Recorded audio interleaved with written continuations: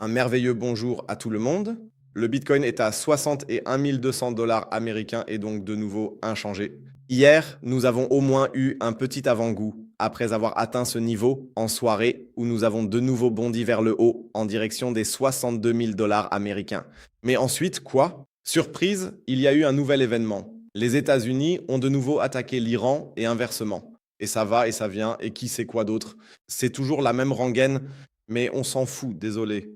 Mais aujourd'hui, des choses plus importantes nous attendent, à savoir les données de l'IPC. Les données de l'IPC, ou plutôt les données sur l'inflation, devraient maintenant donner la direction. J'ai un peu le pressentiment et je vais vous expliquer au cours de la vidéo comment toute cette histoire va se terminer.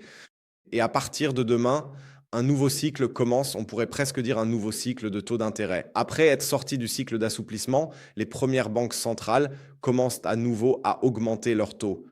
Nous allons regarder tout cela maintenant, mais avant de commencer, comme toujours, n'hésitez pas à laisser un like sur la vidéo et à vous abonner à la chaîne si ce n'est pas déjà fait. Et bien sûr, n'hésitez pas non plus à jeter un œil au groupe Telegram gratuit de discussion et de signaux. Vous y trouverez toutes les dernières actualités, mes directs ainsi que mes derniers achats et ventes. Toutes ces infos sont gratuites sur le groupe Telegram via le lien situé en bas dans la description.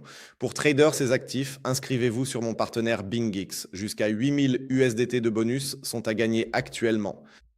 Jusqu'au 30 juin. Tout fonctionne encore sans problème jusqu'au 1er juillet. Si la réglementation MiCA n'est pas mise en place d'ici là, le trading restera tout de même possible.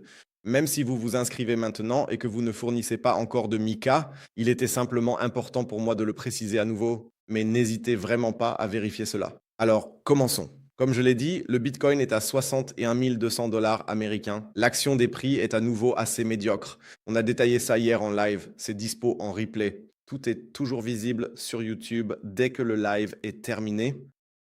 Hier, j'ai également dit que j'attendais en ce moment un certain point, une sorte de point de bascule, à savoir que nous voyons nettement plus de volume, toujours lors des creux ou même lors du creux du marché baissier, comme vous pouvez le voir ici en 2022-2023.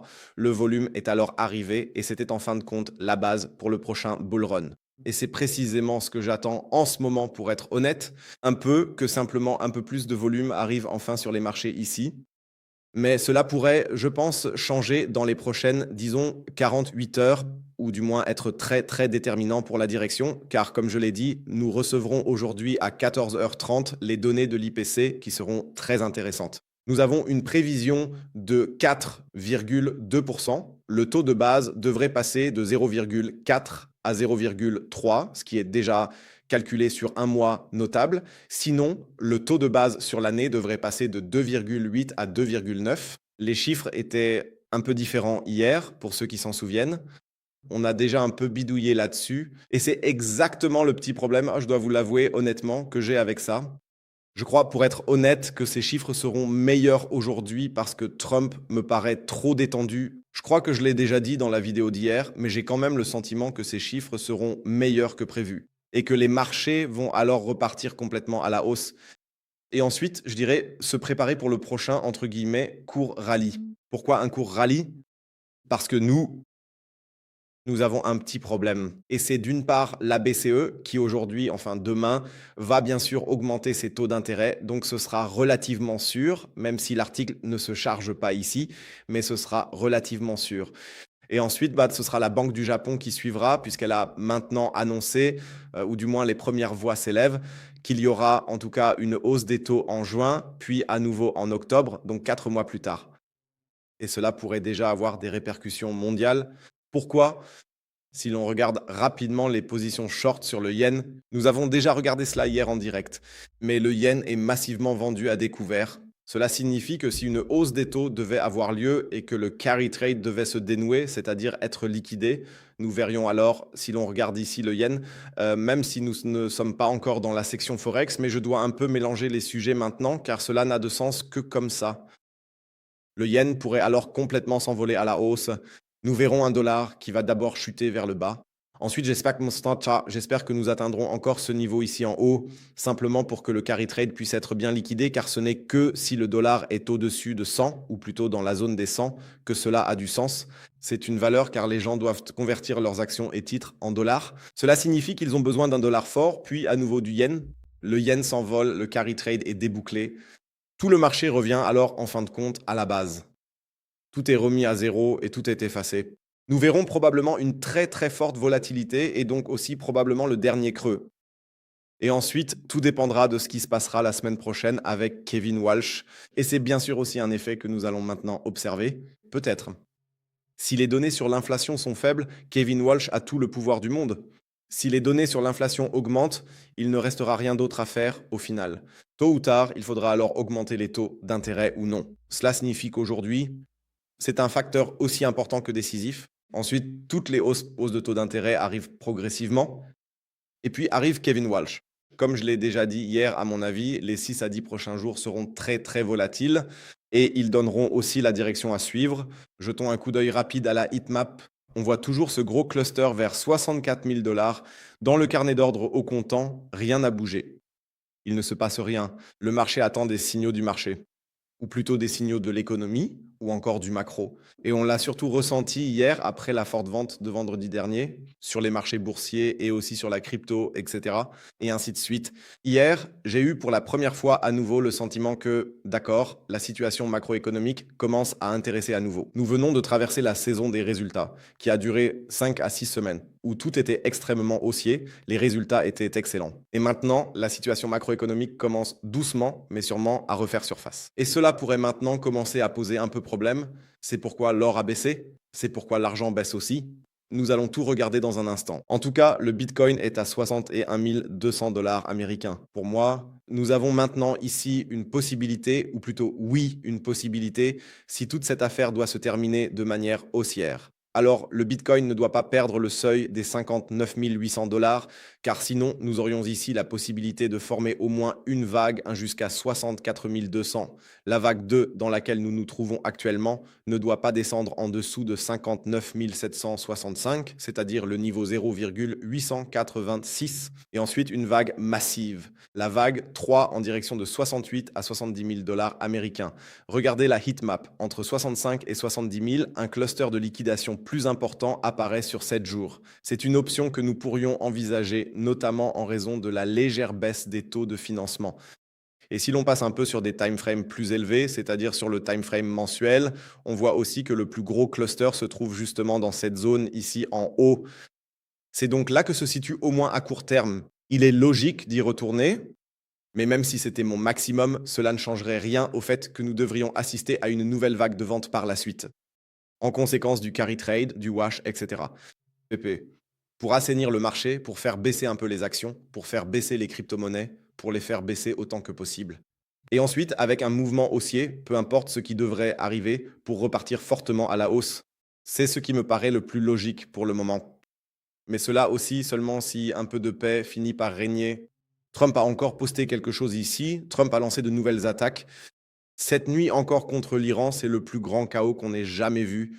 Et on ne peut même pas passer 10 minutes sans regarder Twitter, ou Bloomberg, ou ailleurs. Parce qu'au final, je ne sais pas ce qui se passe en ce moment avec Bloomberg, mais toutes les 5 minutes, il y a de nouvelles infos sur ce qui se passe encore là-bas. C'est vraiment un énorme chaos, tout simplement. Mais bon, qu'est-ce qu'on peut y faire? Alors, passons aux altcoins. L'Ethereum est aussi en train de chuter à nouveau, mais on peut finalement dresser le même constat partout.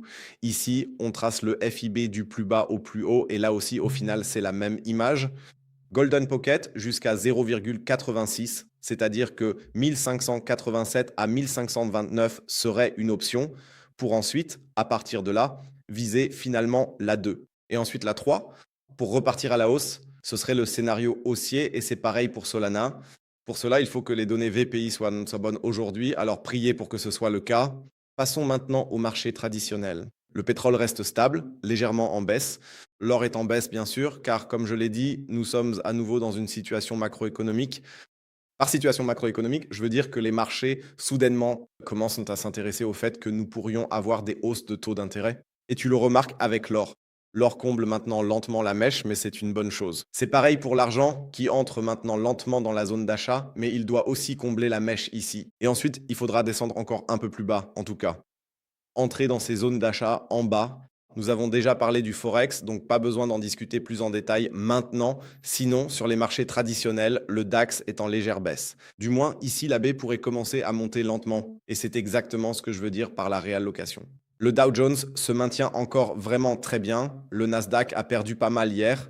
Au plus bas, on a déjà reperdu 8%. Donc si on descend jusqu'à la mèche, c'est déjà beaucoup et je ne m'y attendais pas non plus. J'ai moi-même été surpris, mais ça pourrait bien être que le début. Si on tombe en dessous et qu'on subit, disons, encore plus de pression à la vente, alors tout le truc peut aussi redescendre ici en bas. Revenir à ce niveau, aux alentours de 23 000 points. Mais ce ne serait pas dramatique car on serait simplement au niveau de fin mars. Voilà pour ce sujet. Chaque correction est de toute façon massivement rachetée à cause de n'importe quelle connerie ou autre chose. Parce qu'au final, où l'argent pourrait-il aller autrement? C'est le seul point de référence que les gens ont actuellement pour placer leur argent quelque part. C'est exactement le même scénario pour le S&P 500. Donc là aussi, je reste un peu sur l'avis qu'on devrait encore voir des cours plus bas ici dans les prochaines semaines ou peut-être dans les 2 prochaines semaines avant qu'on ait à nouveau au final le même scénario à la hausse. L'indice de volatilité, par exemple, est de nouveau monté au-dessus de 20. On voit petit à petit qu'il y a un peu plus de volatilité qui s'installe. C'est un bon signe. Et enfin, pour finir, l'ETF eShares, donc l'ETF de BlackRock, au final, c'est le même scénario. Ce qu'on observe avec le Bitcoin, on va jeter un rapide coup d'œil sur le graphique 4 heures, c'est plus parlant. Ici aussi, dans le Golden Pocket, la vague 3 s'ajusterait parfaitement en haut sur la bougie Vector que nous avons encore en daily. Donc ici aussi, on a le même schéma. Cela signifie que pour aujourd'hui, il faut attendre, voir ce que vont donner les données de l'IPC. Et ensuite, il faudra tout réexaminer calmement. Soit elles sont vraiment trop bonnes, trop belles pour être vraies, soit elles sont absolument pourries. Et dans ce cas, préparez-vous à des hausses massives des taux d'intérêt, y compris aux États-Unis. C'est tout pour moi, en tout cas.